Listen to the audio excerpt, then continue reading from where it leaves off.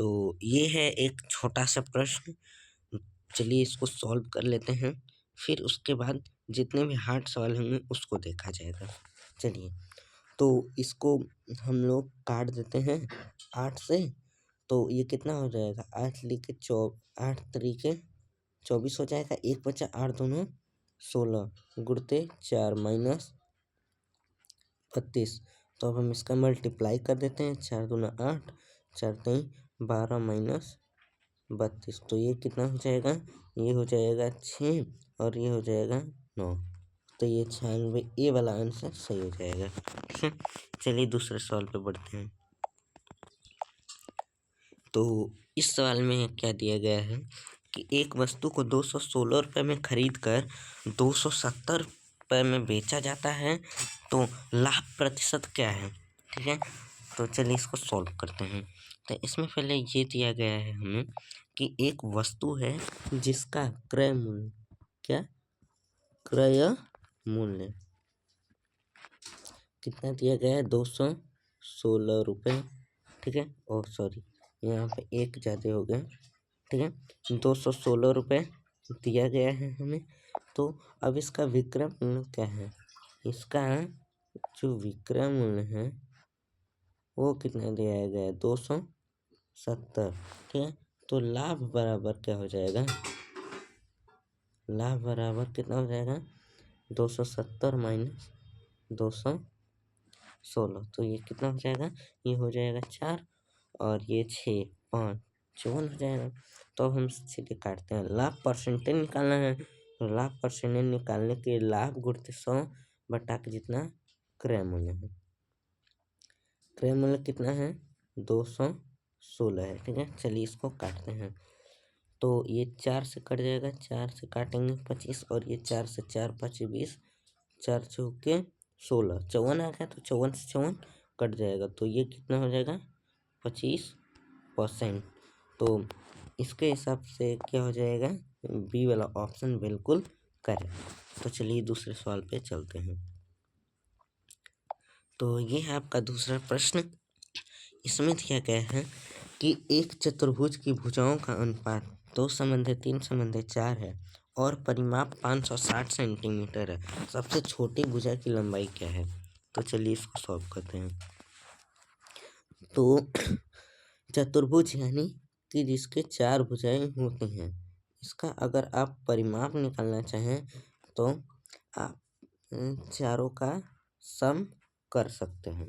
ठीक है, तो अब हमें दिया गया है, मान लेते हैं कि इसकी वैल्यू कितनी थी, x, इसकी भी x, इसकी भी x और इसकी भी x। ठीक है, तो इसके हिसाब से जितने भी हमें अंक दिए गए हैं, ये 2x हो जाएगा प्लस 3x हो जाएगा प्लस 4x हो जाएगा प्लस 5x बराबर 560। अब मैं इसलिए आपको कह रहा हूँ क्योंकि जब भी आपको चतुर्भुज की भुजाओं का परिमाप निकालना होता है तो इसका एक ही क्या फॉर्मूला होता है, जितने भी इसके साइड होते हैं, ये जितने भी x हैं, तो इन सबको ऐड कर दिया जाएगा। तो हमें इसकी वैल्यू जो है ये दी गई है, तो x की वैल्यू दरअसल आई जाएगी। तो इसको ऐड करिए, कितना होता है, 2 3 5 5 4 9 14। ठीक है, 14 बराबर दिया गया है। ठीक है, इतना तो x है, तो x बराबर 14, 14 चौके 56 यानी 40। तो x की, तो इसमें से सबसे छोटा क्या है, 2x है। तो x की वैल्यू इतनी है, तो मल्टीप्लाई कर देंगे, 2 × 40 इक्वल 80 सेंटीमीटर। ठीक है, तो इसके हिसाब से कितना हो जाएगा इसका c, 80 सेंटीमीटर। तो चलो दूसरे सवाल पे चलते हैं। तो इस सवाल में दिया गया है कि 7 संख्याओं का औसत 146 है। एक संख्या हटा दी जाती है, हटाई गई संख्या क्या है। ठीक है, औसत क्या रहता है, वही औसत रहता है। ठीक है, चलिए इसको सॉल्व करते हैं। तो पहली बात कि हमें औसत दिया गया और संख्या भी दी गई है, तो हम संख्या का योगफल तो निकाल सकते हैं। तो संख्या का योगफल बराबर होता है 146 गुणित 7।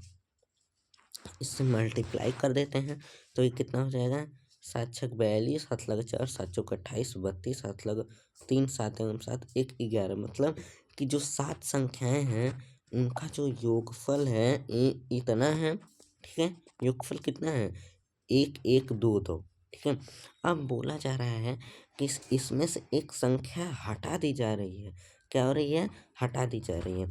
तो अब हम इससे क्या करेंगे कि मान लेते हैं कि एक संख्या तो हमें वो पता नहीं है। ठीक है, मान लेते हैं x हटाई जाती है। ठीक है, तो ये कितनी संख्या हो गई, 6 हो गई।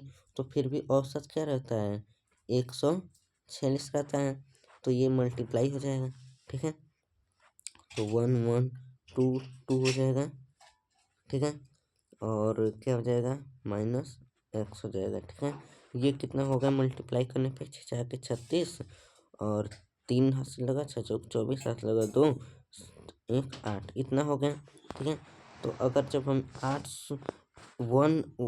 एक सेकेंड, जब हम 1 1 2 2 में से 876 घटाएंगे तो कितना होगा, तो ये हो गया 6 और ये हो गया कितना, ये 4 हो गया और ये कितना हो गया, कितना हो गया, ये हो गया 1।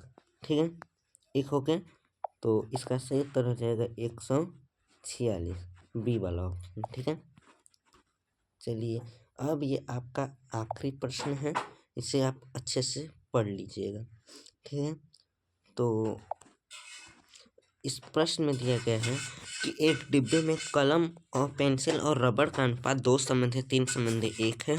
कलम, पेंसिल और रबड़ का मूल्य क्रमशः 3 रुपये, 2 रुपये, 2 रुपये है। डिब्बे पर खर्च की गई धनराशि 570 रुपये है। कलम की संख्या क्या है, तो चलिए इसे सॉल्व करते हैं। तो हम मान लेते हैं कि इसमें जितने भी कलम, पेंसिल और रबड़ थे उनकी संख्या x थी।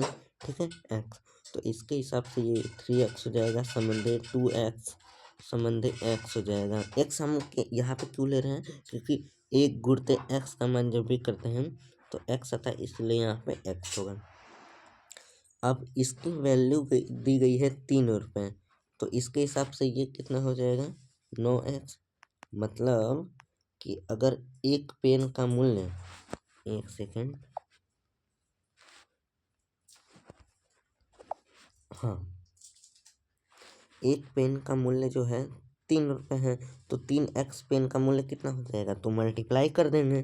ठीक है, तो वैसे ही अब इसका दिया गया है 2 और इसका भी दिया गया है 2, तो ये कितना हो जाएगा, 4x प्लस कितना हो जाएगा, 2x बराबर कितना दिया गया है, 570।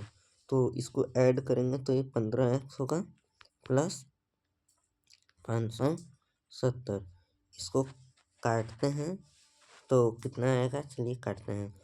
तो x बराबर काटिए, 15 3 45, कितना नहीं, 15 3 50, 15 चौके 60, हाँ 15 3 45, तो 57 में से 45 से है कहाँ, 2 1 120 अभी बचा, तो 15 बाटे 120, 38 आ गया।